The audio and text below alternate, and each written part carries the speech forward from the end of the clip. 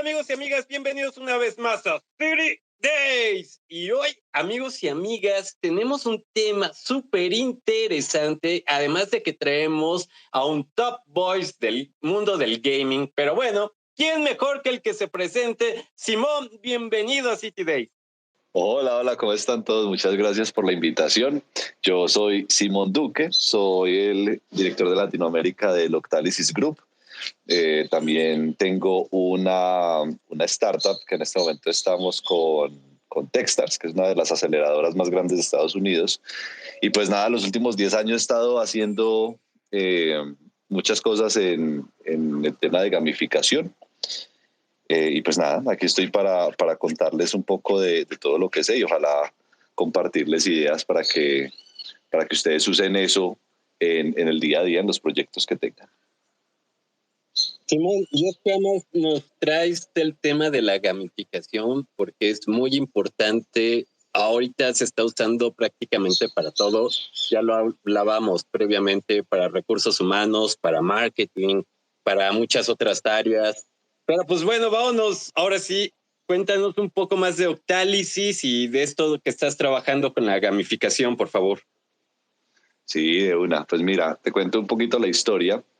Octalysis es probablemente la metodología de gamificación más reconocida del mundo. Esa metodología la creó Yu-Kai Chao, que también es el experto número 1 en el mundo de gamificación y fue uno de los pioneros en el tema. O sea, él lleva trabajando en esto unos 21 años. De hecho, hace 21 años ni siquiera existía la palabra gamificación. Eso salió pues como hace unos 10 años o así. Y la historia un poquito es que Yu-Kai, de ascendencia taiwanesa, pero pues vivió toda su juventud y universidad en los Estados Unidos, en California. Y Yu-Kai cuando estaba estudiando, pues él jugaba mucho videojuegos. Jugaba específicamente un juego que se llama Diablo 2, que no sé, seguramente muchos de acá lo conocen. Estaba obsesionado con ese juego. Hasta que llegó un día en el que muchos de los amigos de él dejaron de jugar. Entonces a él le tocó básicamente desinstalar el juego también porque quedó sin el grupo con el que siempre jugaba. Y ahí Yu-Kai básicamente tuvo una crisis existencial. Básicamente al otro día de no tener su juego, el que jugaba todos los días, dijo, pucha, yo le he invertido a esto unas 1.500, 2.000 horas, subiendo de nivel mis personajes, consiguiendo objetos en el juego. Y en este momento esas 1.500 o 2.000 horas se fueron. O sea, con la desinstalada del juego, desaparecieron todas esas horas que le había metido pues, él al juego. Y se empezó a preguntar, hey, ¿qué habría pasado si yo hubiera invertido esas 1.500 horas en algo mucho más productivo, mucho más útil para la vida real, como aprender un nuevo idioma, no sé, hacer algún tipo de diplomado, aprender algún tipo de habilidad que me sirva a mí como en el futuro? Seguramente no habría subido de nivel en el juego, pero sí en la vida real. Entonces ahí Yu-Kai, después de tener esa crisis existencial, él quiso investigar por qué muchas veces las cosas que son tan importantes en la vida real son también muy aburridas en comparación con este tipo de juegos. Y ahí él se dio cuenta de que la razón detrás de todo eso es que los juegos logran, a través de las mecánicas que ellos usan, motivarnos de una manera mucho más eficiente que la vida real muchas veces. Y ahí él empezó a investigar diferentes autores, diferentes teorías, tesis, etcétera. Y ahí fue descubriendo lo que hoy en día se conoce como la gamificación. De hecho, él creó un libro al respecto, creó toda una metodología que se llama Octalysis.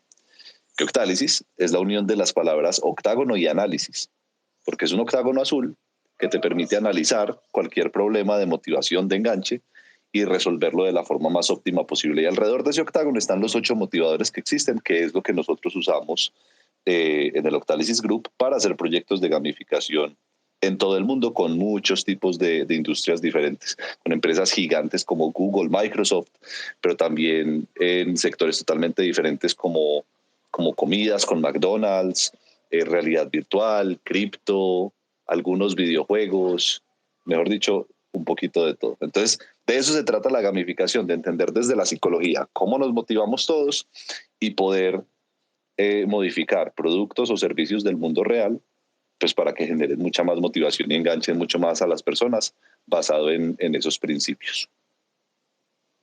Wow, no, genial, porque pues obviamente este podcast habla también mucho de la gamificación, busca transmitir estas nuevas metodologías para que las personas se desarrollen tanto en sus emprendimientos como en la vida normal, ¿no?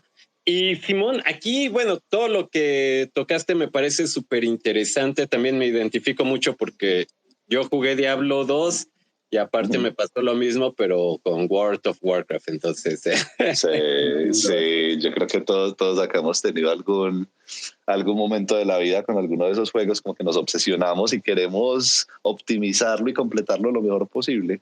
Nos enseñan herramientas. Yo, por ejemplo, con World of Warcraft aprendí a desarrollar mi liderazgo, aprendí de finanzas. Bueno, hay muchas cosas, ¿no? Y que además, paradójicamente, siento que la industria del gaming, de los eSports, no aplica esta gamificación muchas veces a sus procesos. ¿O tú cómo ves esto? Sí, es verdad. Yo creo que es como un problema de cualquier organización que se empiece a volver muy grande. Como que se empieza a volver demasiado estructurada, muchos procesos, se vuelve más enfocada en los procesos que en las personas y muchas veces se pierde un poquito lo que los juegos muchas veces nos enseñan, a veces como de trabajo en equipo, comunicación, coordinar con otras personas, ir todos como para tratar de lograr un objetivo en común. Entonces a veces se pierde un poquito como toda esa esencia, yo creo. Y aquí, fíjate que hablando de las personas es muy interesante porque lo podemos aplicar desde el marketing hasta instituciones de eSports, ¿no? De cómo no, ya lo hablaba con Oscar Soriano de Play the Game Agency, cómo no se está generando correctamente este engagement desde la aplicación del marketing o desde los mismos equipos de eSports para crear un engagement hacia sus nuevos fans o crear un engagement hacia el eSport que están generando. Claro, es que todos esos desafíos, todos tienen que ver con esos 8 tipos de motivación que yo te comentaba. Porque uno tiende a pensar que la motivación es una, o sea, las personas están motivadas o no están motivadas, pero en realidad va mucho más allá. Cada uno de esos 8 tipos de motivación tiene un propósito específico y un uso diferente. Y muchas veces lo que uno ve es que todos estos productos, servicios, incluso campañas de mercadeo, el problema es que están utilizando muchas veces unas técnicas buenas en un contexto equivocado. Entonces, por ejemplo, hay motivadores que son muy buenos para enganchar a las personas en el largo plazo, que estén con uno por muchos, muchos años, pero esos mismos motivadores que son buenos para el largo plazo son muy malos para generar una sensación de urgencia, por ejemplo. Esa es la función de otros tipos de motivadores. Hay otros que son mucho mejores en darte la sensación como de que tienes que actuar ya y que no lo pienses 2 veces. Pero el problema de esos es que si se usan demasiado, las personas se queman y después se terminan yendo del sistema y no vuelven nunca. Entonces, es básicamente tratar de crear un balance y saber usar bien esos tipos de motivación. Muchas veces lo que pasa, sobre todo en gamificación, hoy en día tú hablas de ese tema y las personas, lo primero que se les viene a la cabeza es, ok, vamos a integrar videojuegos a mi producto o vamos a premiar a las personas, les vamos a dar puntos o medallas. Y hasta ahí llega el conocimiento básico que las personas tienen de gamificación. Pero en realidad es muchas más cosas y a veces los puntos no son la respuesta. Así los puntos funcionen en muchas partes, en muchos productos. Van a haber situaciones en donde eso no va a lograr el objetivo que yo quiero en este momento. Entonces es eso, es como entender para qué son buenos los diferentes tipos de motivación y ahí con ese criterio, ahí sí voy e implemento lo que tú dices, una campaña de mercadeo. ¿Cómo hago yo para generar lealtad, por ejemplo? Hoy en día, que eso es otro tema, es todo un tema, puede ser todo un podcast por sí solo, pero los programas de lealtad hoy en día se llaman así, programas de lealtad, pero si lo piensas, no tienen nada que ver con lealtad. O sea, literal, yo le estoy pagando a la gente con puntos para que vaya a una tienda en vez de otra. O sea, cero tiene que ver con lealtad. La lealtad debería ser como, pucha, yo estoy con una persona o una tienda, pase lo que pase, así me ofrezcan el mismo producto más barato en otra parte, yo me quedo acá porque eso es lo que significa ser leal. Y eso es exactamente lo que están haciendo los programas. Lo opuesto es exactamente lo que están haciendo los programas de lealtad. Te pagan para que estén ahí con puntos. Entonces, una cosa que es súper transaccional. Y si uno se pone a ver las marcas que realmente tienen usuarios leales, como por ejemplo Apple, Tesla, ahorita pues como más recientemente, Harley Davidson, equipos de fútbol o de cualquier tipo de deporte. Tú piensas, Apple nunca ha dado un descuento en su vida prácticamente. O sea, ellos nunca han dado ni sistemas de puntos, ni nada de ese tipo de cosas. Sin embargo, tienen a los fans más fieles del mundo prácticamente. O sea, el que tiene iPhone y que le gusta, no se cambia por nada más. Así uno le dé el mejor Android, el mejor Samsung del mundo, prefieren quedarse con su iPhone por X razones. Y ninguna de esas es por cosas transaccionales, porque le dé puntos, por cosas así. Y es que le das en el clavo, ¿no? O sea, el término fidelidad se ha desvirtualizado. Como dices, ahora se piensa que es, te doy premios, pero se olvida también de la creación de comunidades, del mismo branding que se tiene que crear. O sea, la misma marca tiene que explotar su propio branding.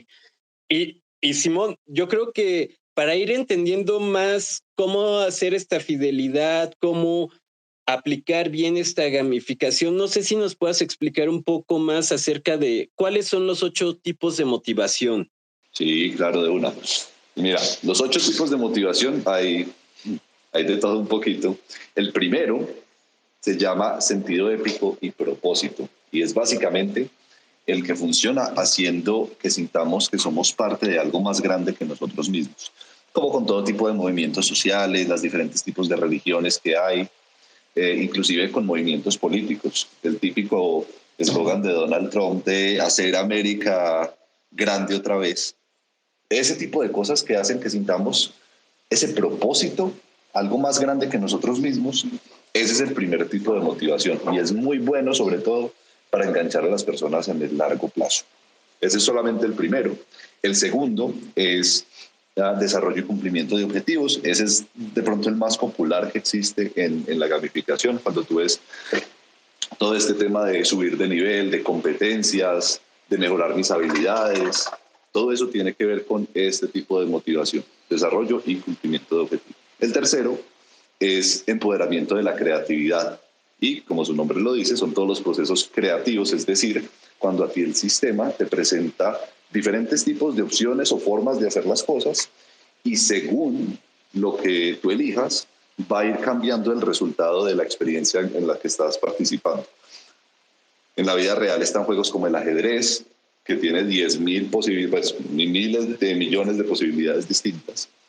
En los videojuegos hay videojuegos como Minecraft, que de hecho es el videojuego más exitoso de todos los últimos tiempos, que de hecho es relativamente sencillo, todos lo conocemos, son básicamente unos cubos hechos con píxeles, pero el juego te permite usar tu creatividad para hacer lo que tú quieras. Y si uno se pone a ver, hay personas que hacen ciudades enteras impresionantes, cubo por cubo.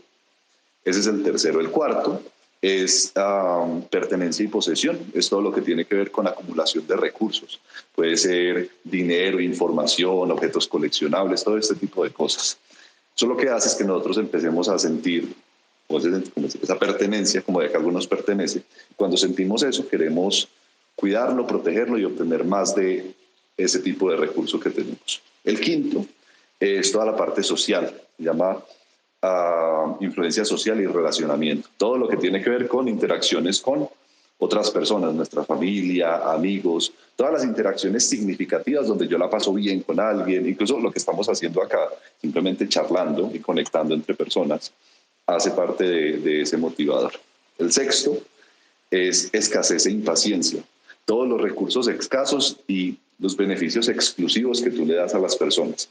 Cuando algo es muy único y muy escaso, inmediatamente gana valor, que esa fue la premisa inicial, por ejemplo, del Black Friday. Black Friday son unas promociones muy buenas, que solo estaban por 24 horas inicialmente, y que la gente se iba a hacer filas desde el día anterior o 2 días antes al frente de una tienda porque sabían que mucha más gente iba a estar haciendo lo mismo, y si ellos no iban y estaban allá y esperaban 1 o 2 días, las personas que estaban de primeras iban a llegar y se iban a llevar los mejores descuentos. El 7 es impredecibilidad y curiosidad. Tiene mucho que ver con lo que pasa, por ejemplo, en los casinos, todos estos juegos de azar. Cuando yo estoy viendo Netflix por la noche y estoy viendo una serie que me encanta, pero al final de cada capítulo pasa algo impresionante, pero no me muestran el desenlace. Yo tengo que poner el siguiente capítulo para saber qué fue lo que pasó con los personajes. Y en ese nuevo capítulo vuelve a pasar lo mismo, y el siguiente, hasta que me dan las 3 o 4 de la mañana. Y el último es pérdida y evitación. Este es el más primitivo de todos los tipos de motivación, y es precisamente el que nos motiva a evitar que cosas malas nos pasen. Cuando era hace millones de años, era básicamente defendernos de los depredadores. De hecho, ese motivador está en todos los seres vivos prácticamente, evitar morir. Hoy en día, en la sociedad actual, ya no es tanto eso, pero sí nos preocupamos, por ejemplo, con una entrega que tenemos al otro día del trabajo y que tenemos que completarla, o cuando tenemos que estudiar para ese examen muy difícil de la universidad, porque si lo perdemos, perdemos todo el semestre y nos atrasamos, y eso es lo que nos hace quedarnos despiertos toda la noche hasta el otro día seguido, muchas veces, para asegurar que vamos a ganar ese examen, porque sabemos que las consecuencias son bastante graves. Entonces, esos son los 8 motivadores, así súper breve, y como te dije ahorita, cada uno tiene un uso muy específico y situaciones en las que es súper efectivo. Fíjate que, pues sí, en el marketing se aplican estos, bueno, cada corriente de marketing tiene su propia descripción, pero lo que se me hace muy interesante es ese poder de aplicarlo junto con la gamificación, que además es algo que nos identifica a muchos y es más fácil de entender. Y Simón, yo creo que para seguir, ahora sí que desarrollando este tema y que a nuestra audiencia les quede más claro, no sé si nos podrías brindar algunos ejemplos con las empresas que ya has trabajado o donde ya has aplicado alguno de estos 8 puntos, o supongo que aplicas más de 8 puntos al mismo tiempo. ¿Cómo es la aplicación? Pues sí, mira, normalmente se aplican varios. La idea de esos motivadores es que uno intente hacer sistemas balanceados. Pero tenemos varios ejemplos en muchas industrias diferentes. Uno de los proyectos, yo creo que es tal vez de los que mejores resultados ha tenido, fue con un banco en Brasil, se llama Caixa. Y con ese banco, creo que en el 2019, se hizo un proyecto para los equipos de ventas de ese banco, que eran como 77,000 personas en muchísimas tiendas, pues, o sucursales. Y la idea es que ellos querían hacer, haz de cuenta, un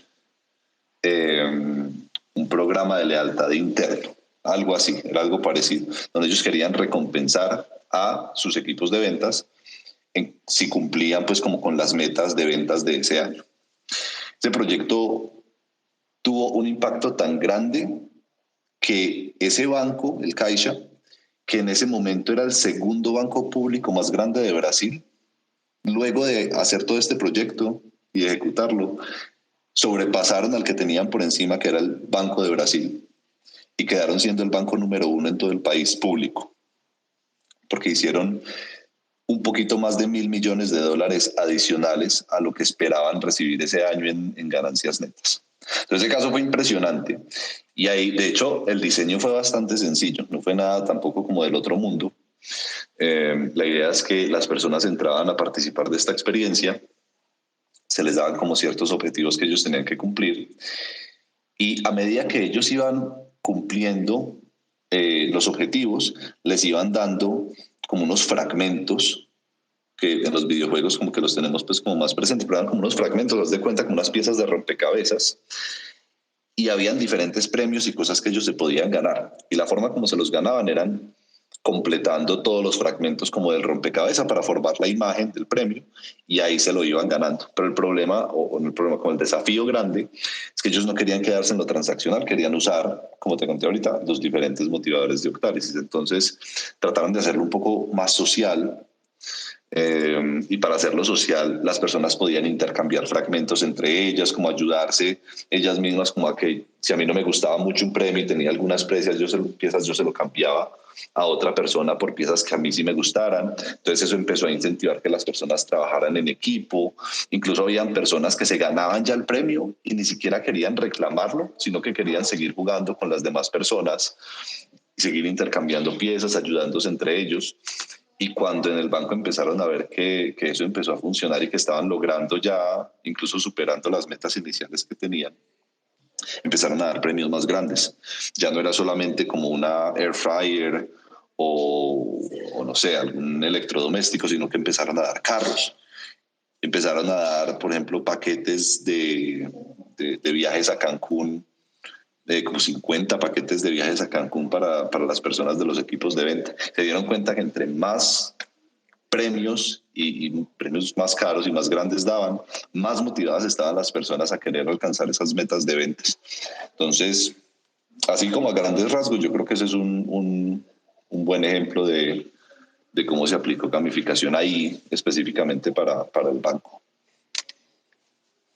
Y es que fíjate que, y volvemos a lo mismo, ¿no? La importancia de crear interacción entre las personas, crear esta comunidad, que muchas veces se pierde y se deja, ¿no?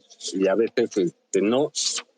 La creación de dinámicas, tanto para el marketing o dinámicas internas, no se aplica o no se le da esa importancia. Sí, yo siento que lo que le aporta muchas veces la gamificación a procesos de marketing es que acercan mucho más al usuario final con la marca. Porque normalmente el marketing como más tradicional es solamente como va en un solo sentido, que la empresa te está mostrando cosas a ti como cliente o como usuario y ya, pero tú no puedes como interactuar de vuelta con esa marca o con ese producto, tú solamente eres un espectador. Cuando se le añade un poco de gamificación al asunto, yo siento que la diferencia más grande es que la persona o el cliente final empieza a ser parte de la campaña. O sea, tienen cierto poder de decisión y pueden interactuar con diferentes elementos de la campaña, y la campaña como tal va evolucionando y se va transformando según el feedback ese input que le van dando los clientes finales o los usuarios. Entonces yo creo que esa es como la clave. Lo que yo he visto es que acerca mucho más a la persona con la marca y hacen que la interacción vaya como en ambos sentidos, no solamente en uno. Exacto. Y fíjate que además eso se ve en estos tiempos, ¿no? Con los nuevos estudios de los consumidores, que los consumidores ya no quieren que sea solamente la marca, ¿no? Esté en el pedestal, sino quieren interactuar con la marca. Y pasa lo mismo con cualquier tipo de empresa. O sea, ya no solamente quieren recibir el mensaje de la empresa y decir, sí, voy a ir a comprar tu producto, tu servicio, bla, bla, bla. O con los mismos trabajadores, ¿no? Recibo el informe interno de la empresa y acato, sino quieren generar esa interacción, quieren ser parte de una comunidad, de una comunicación de ida y vuelta. Claro, y de hecho, si lo piensas, yo creo que por eso ahora está tan popular todo el tema del streaming en vez de pronto la televisión. Es lo mismo, aunque la televisión siempre ha sido como un solo canal, como que tú te sientas y recibes información, pero nunca hay como un momento como para uno interactuar con el host del programa o con el canal o nada. Pero cuando uno ve hoy en día las personas que hacen streaming en Twitch, por ejemplo, o cualquiera de esas plataformas, tú tienes el chat a la mano, a veces, de hecho los más famosos hoy en día, yo creo que prácticamente todos tienen un nivel de interacción muy alto con su audiencia. No es solamente una persona que está ahí como jugando algo, haciendo algo y ya, sino que es alguien que está constantemente hablando con el chat, abren debates, mira los comentarios, abre votaciones, y como que el chat también tiene como poder de influir un poquito en qué es lo que va a jugar la persona o qué es lo que va a hacer o de qué se va a hablar.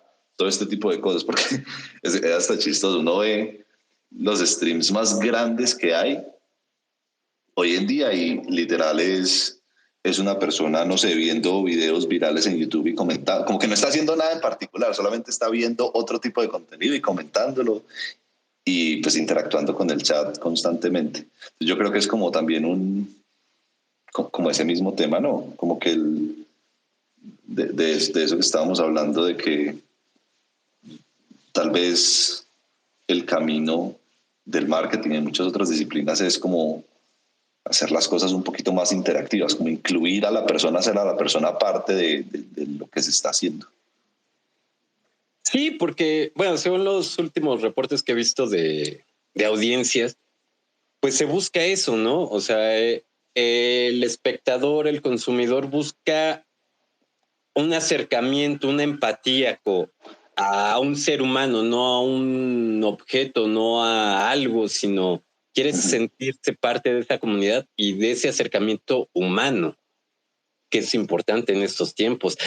Y Simón, aquí, pues bueno, es algo que vemos que falla terriblemente. En esto, ahora sí que nos has comentado que lo has aplicado a varios lados. ¿Cómo qué tipo de empresas o industria lo has aplicado? Pucha, pues la verdad, industrias hay muchas. Yo lo que he visto es más como el tipo de área que nos contrata dentro de las industrias. Lo más común son equipos de innovación, que normalmente los equipos de innovación tienen presupuestos de riesgo, por decirlo así. O sea, es un presupuesto que ellos pueden invertir en estrategias que todavía no han sido, entre comillas, como 100% probadas y testeadas. Y van a probar muchas, pero la que funciona, hay muchas que no funcionan, pero cuando funciona, funciona demasiado bien. Y las ganancias que deja esa que sí funcionó sobrepasan con creces a las pérdidas de los que no funcionaron. Entonces yo creo que el tipo de cliente, de nuevo, muchas industrias, es eso, como áreas de innovación, con marketing también muchas veces como que tiene que ver ahí. Hemos hecho también varios proyectos que por lo menos tienen que ver con equipos de marketing.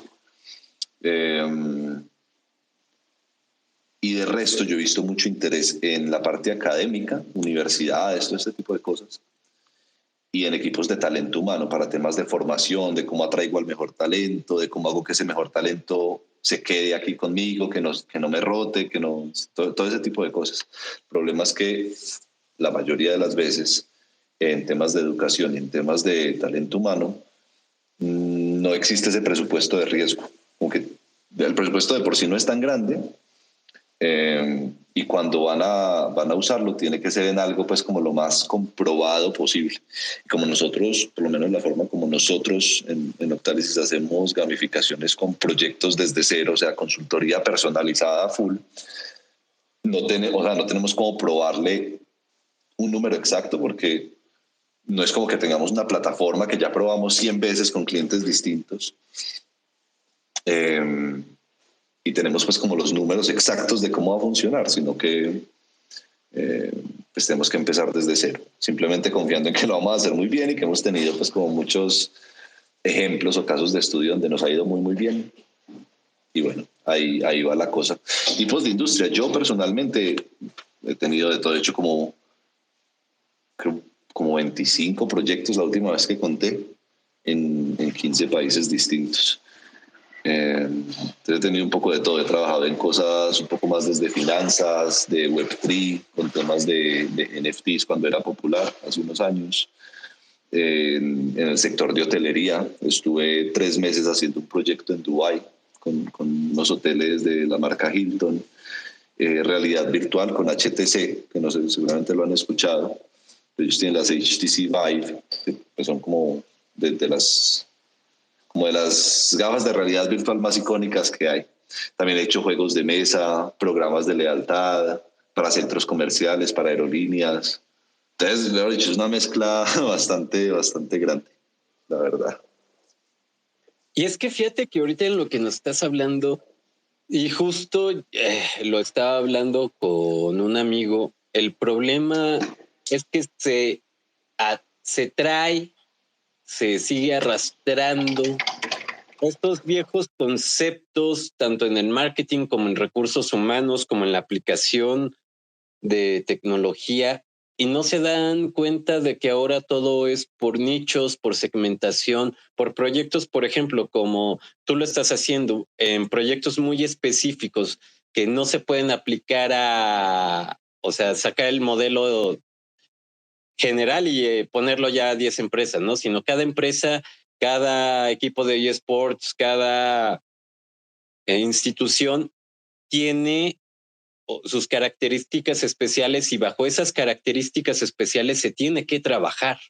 Sí, total. No, yo creo que obviamente hay que especializarse. Yo no sé de pronto qué, porque ahorita estás hablando mucho de temas de esports y de marketing, como qué ejemplos tienes de pronto de algún equipo de esports que haga muy buen marketing y conecten muy bien con su audiencia.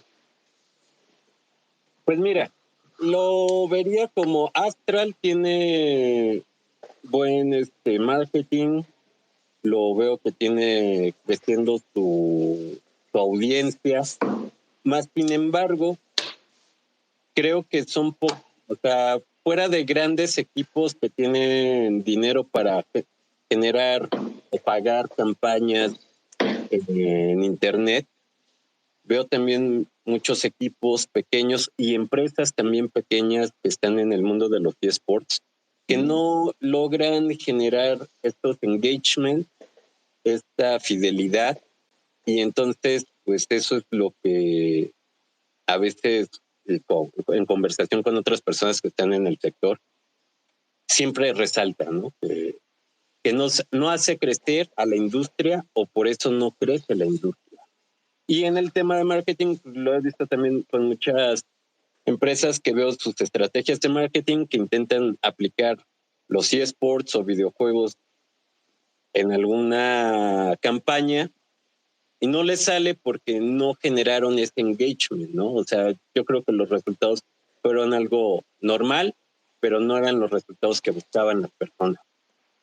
Sí, incluso sabes que yo me acuerdo, yo en su momento jugué mucho Overwatch, el primero, que tuvo pues como una escena de esports importante.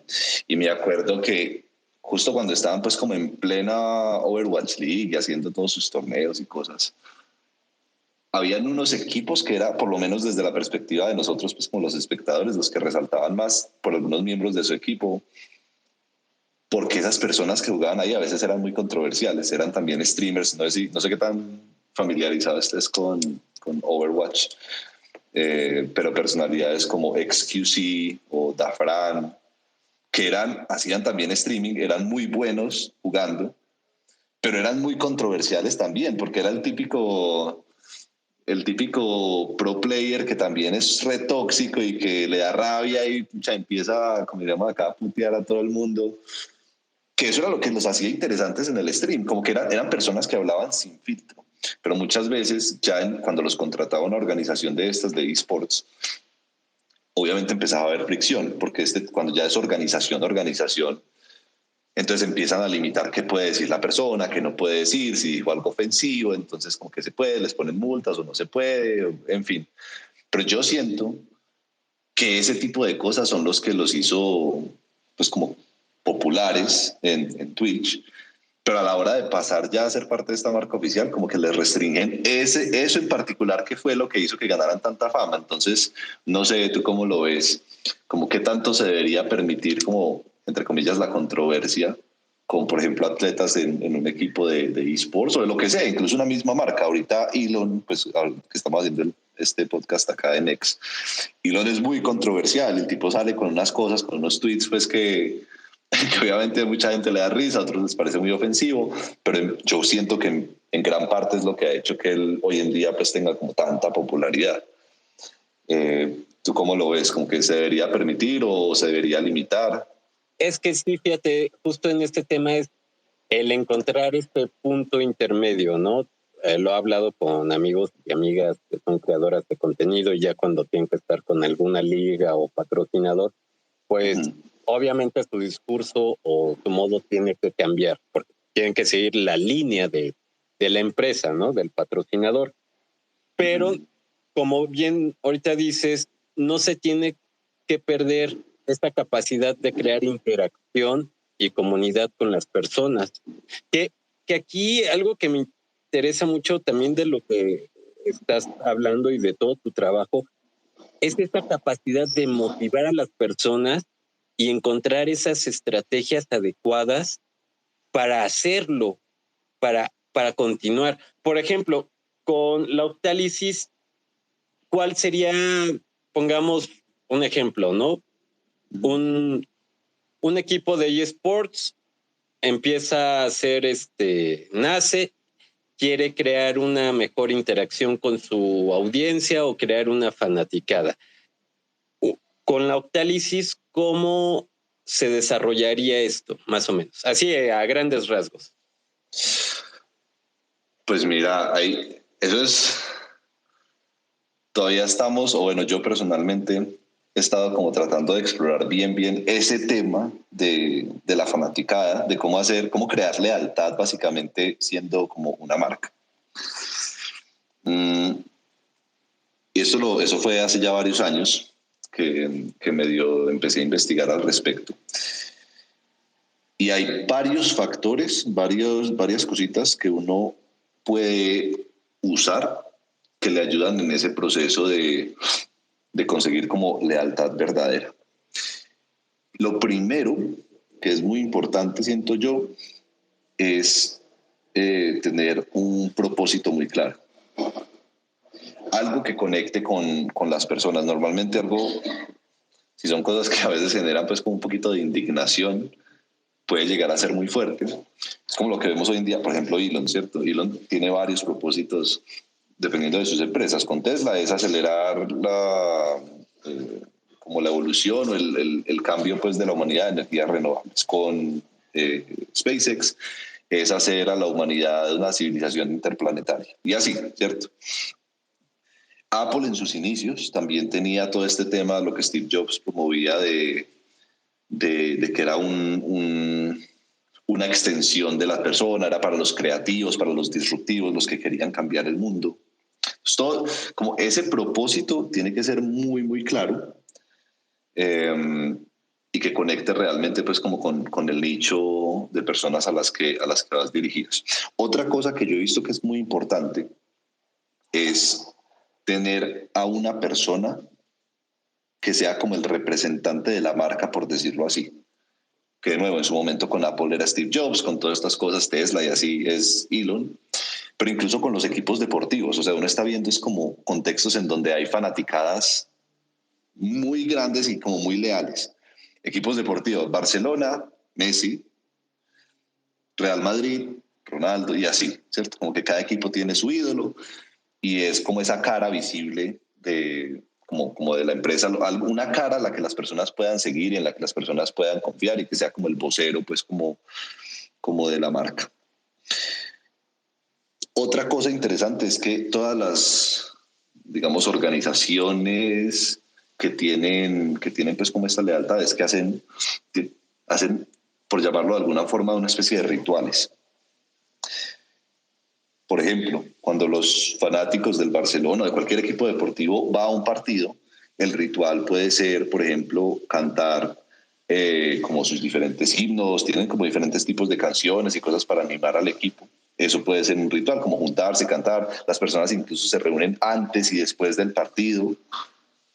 Hay muchas cosas que pueden pasar antes y después de un evento como esos, pero los rituales son muy humanos y es algo que nos ayuda a conectar y eventualmente nos lleva pues como a esa lealtad.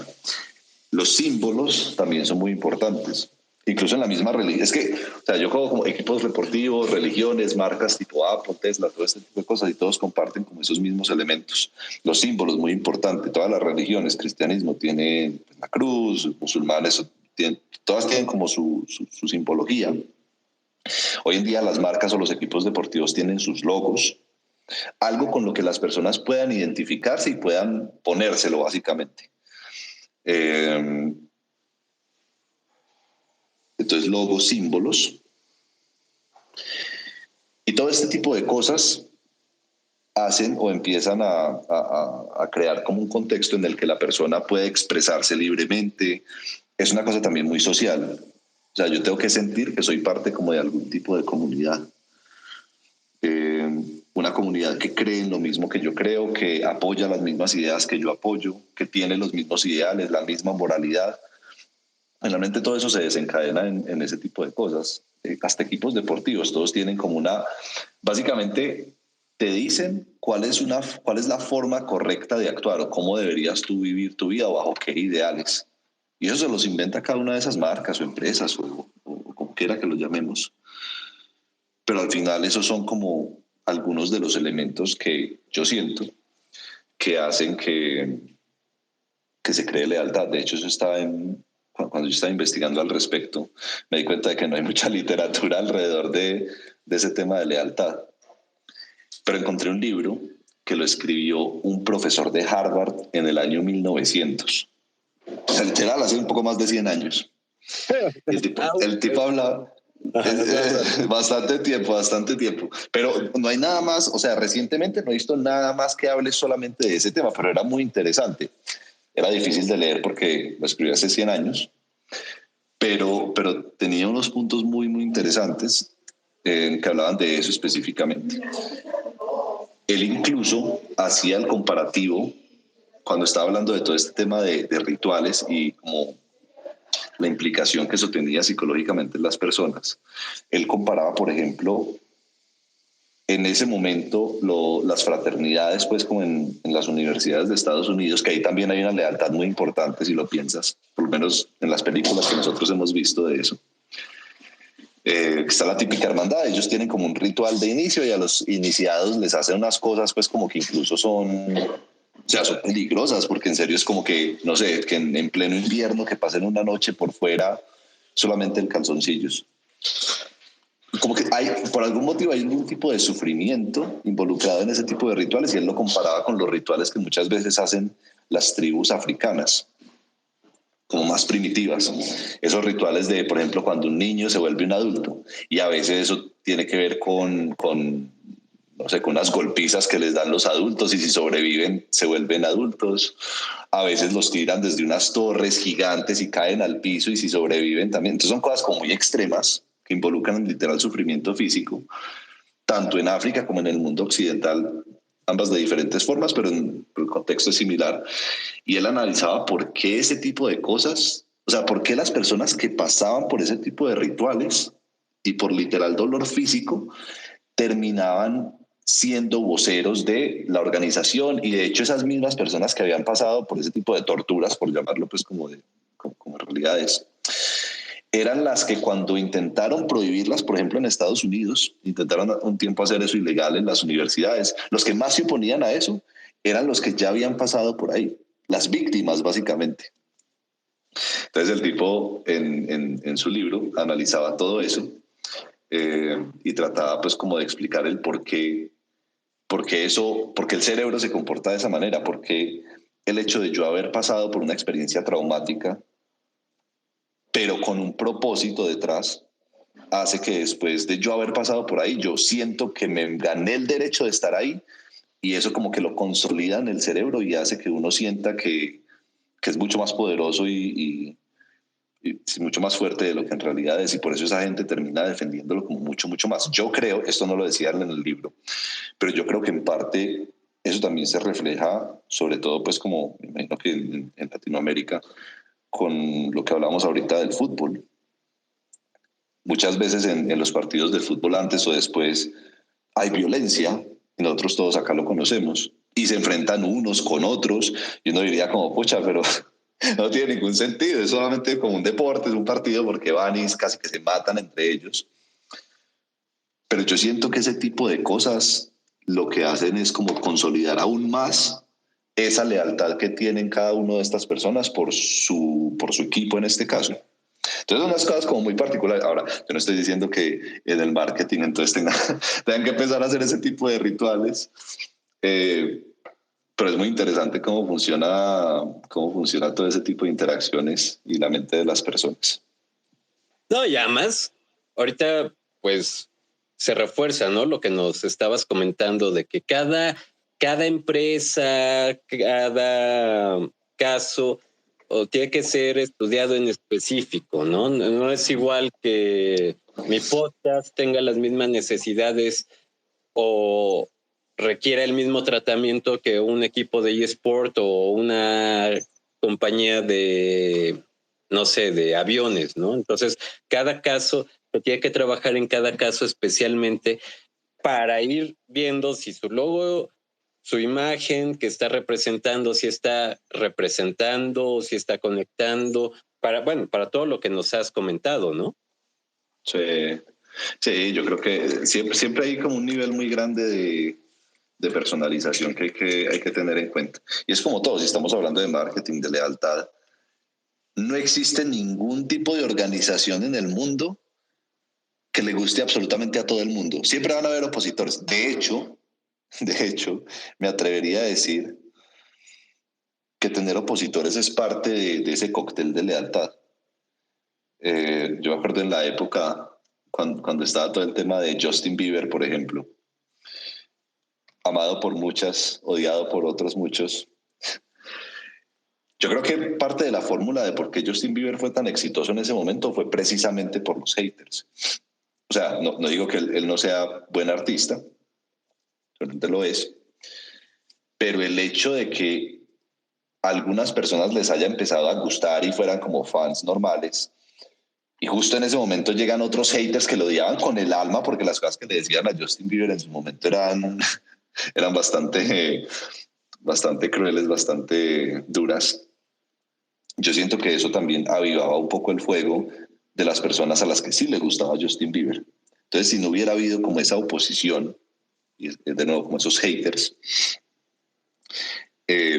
las personas que sí eran como fans verdaderas no habrían como llegado a ese nivel de fanatismo como el que uno vio en su momento.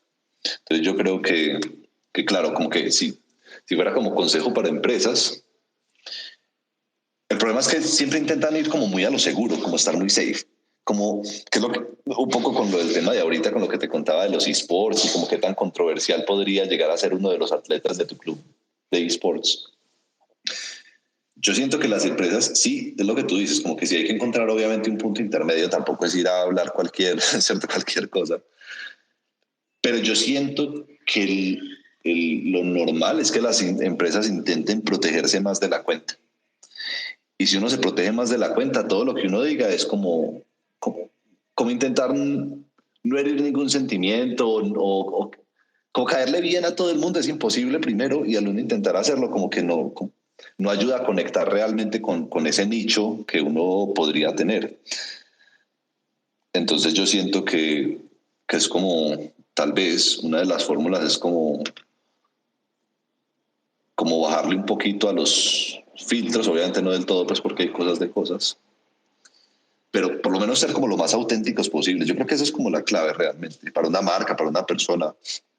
Si uno es realmente auténtico, y de nuevo, lo puedes ver en cualquiera de los streamers más famosos de Twitch, todos ellos son personas que si uno los ve solamente con un par de horas, uno se da cuenta de que son completamente auténticas en la cámara y que hablan sin ningún tipo de filtro y que dicen lo que sienten, lo que piensan.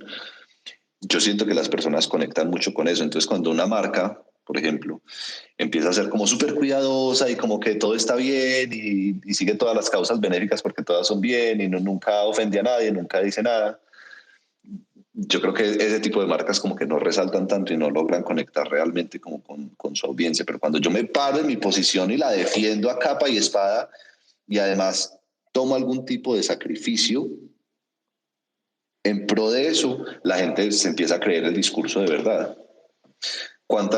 Yo creo que hay un ejemplo creo que era Exxon, que es una de estas marcas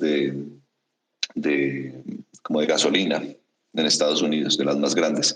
Yo creo que sacaron una campaña de mercadeo diciendo algo así como: en Exxon estamos comprometidos con el medio ambiente, a las energías renovables. Y uno es como, puta, pero ¿cómo va a decir eso si es una empresa literal de puro petróleo y gasolina? Porque no tiene ningún sentido. Y hay muchas aerolíneas que también dicen ese tipo de cosas, pero la gente no se lo cree.